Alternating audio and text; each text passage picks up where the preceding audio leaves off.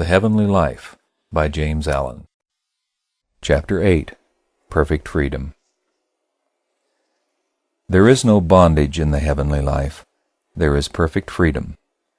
This is its great glory. This supreme freedom is gained only by obedience.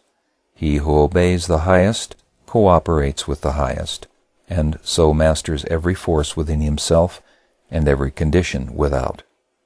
A man may choose the lower and neglect the higher, but the higher is never overcome by the lower. Herein lies the revelation of freedom. Let a man choose the higher and abandon the lower. He shall then establish himself as an overcomer, and shall realize perfect freedom.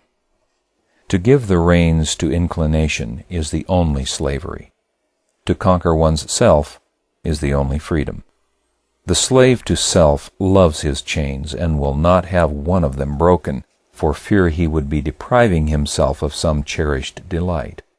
He clings to his gratifications and vanities, regarding freedom from them as an empty and undesirable condition.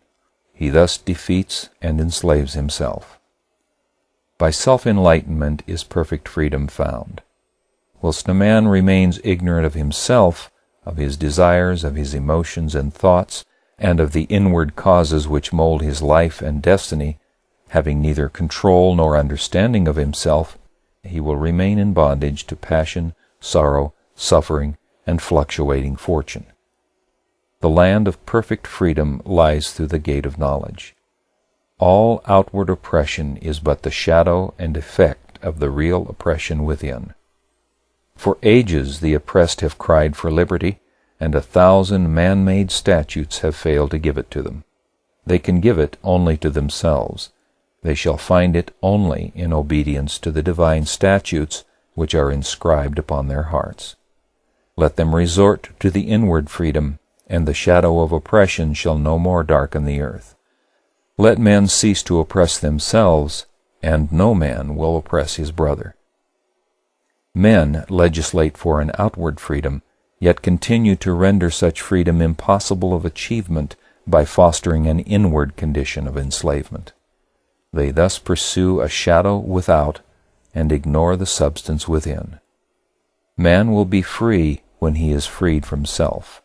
All outward forms of bondage and oppression will cease to be when man ceases to be the willing bond-slave of passion, error, and ignorance. Freedom is to the free. Whilst men cling to weakness, they cannot have strength. Whilst they love darkness, they can receive no light. So long as they prefer bondage, they can enjoy no liberty. Strength, light, and freedom are ready now, and can be had by all who love them, who aspire to them. Freedom does not reside in cooperative aggression, for this will always produce reactively cooperative defense, warfare, hatred, party strife, and the destruction of liberty. Freedom resides in individual self-conquest. The emancipation of humanity is frustrated and withheld by the self-enslavement of the unit. You who cry to man and God for liberty, liberate yourself. The heavenly freedom is freedom from passion, from cravings, from opinions, from the tyranny of the flesh, and the tyranny of the intellect, this first, and then all outward freedom as effect to cause. The freedom that begins within and extends outwardly until it embraces the whole man is an emancipation so complete, all-embracing, and perfect as to leave no galling fetter unbroken. Free your soul from all sin, and you shall walk a freed and fearless man in the midst of a world of fearful slaves, and, seeing you, many slaves shall take heart and join you in your glorious freedom. He who says, "My worldly duties are irksome to me. I will leave them and go into solitude where I shall be as free as the air," and thinks to gain freedom thus, will find only a harder slavery. The tree of freedom is rooted in duty, and he who would pluck its sweet fruits must discover joy in duty. Glad-hearted, calm, and ready for all tasks is he who is freed from self. Irksomeness and weariness cannot enter his heart, and his divine strength lightens every burden so that its weight is not felt.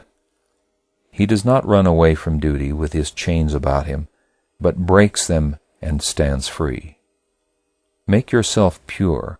Make yourself proof against weakness, temptation, and sin, for only in your own heart and mind shall you find perfect freedom, for which the whole world sighs and seeks in vain. End of chapter 8.